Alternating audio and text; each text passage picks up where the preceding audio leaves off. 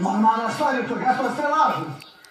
Prije sve zapamti, doće ljeto, neće biti u vezi, ponavljam, jedna će kad ima sa njom seks i šutu će posle toga. Ona će to da doživi, pa će se izvinjavati, a najviše neće sjasniti.